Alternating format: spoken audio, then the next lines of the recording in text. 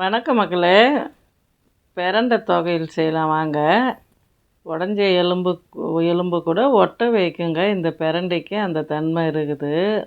வாரத்தில் 2 வாட்டி கூட சாப்பிட்லாங்க. வேலி செடியில் தான் வீட்டை சுற்றியே இருக்குங்க இது. இல்லை ஒரு கிளை எடுத்து நட்டோம்னாவே பரவிடும் சூப்பராக. அதுக்கு தேவையான பொருள் பார்க்கலாம். உளுத்தம்பருப்பு, காரத்துக்கு ஏற்ற மாதிரி காஞ்ச மிளகாய் எடுத்துக்கோங்க. சீரகம் கொஞ்சம் போட்டுக்கோங்க. நல்லா பொன்னிறமாக தனியாக எடுத்துக்கோங்க.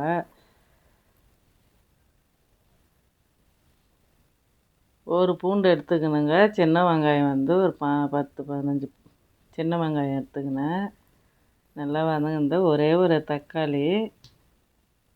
இது எடுத்து வச்சு சாப்பிட முடியாதுங்க. அன்றைக்கி செஞ்சு அன்றைக்கி சாப்பிட்டோன்னா தோசை, இட்லி, சாதத்துக்கு எல்லாத்துக்குமே சூப்பராக இருக்கும். நல்லெண்ணெய் ஊற்றி எல்லாமே வதக்குங்க. பிரண்டைக்கு நல்லா கொஞ்சம் எண்ணெய் ஊற்றி நல்லா வதக்கி அதில் போய் உப்பு போட்டுக்கோங்க.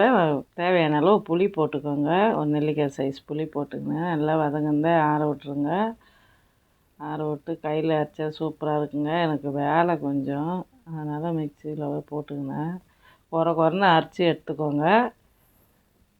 ஒரு குட்டி தாளிப்பு கொடுத்து தோசை இட்லிக்கு போட்டு சாப்பிட்டு பாருங்கள். அந்த பிரண்டை நார் எடுத்தது நான் வீடியோ எடுக்கலைங்க. உங்களுக்கு தேவைப்பட்டால் கமெண்ட் பண்ணுங்கள். நான் அது எப்படி எடுக்கிறதுன்ட்டு போடுறேன் அடுத்த வீடியோவில்.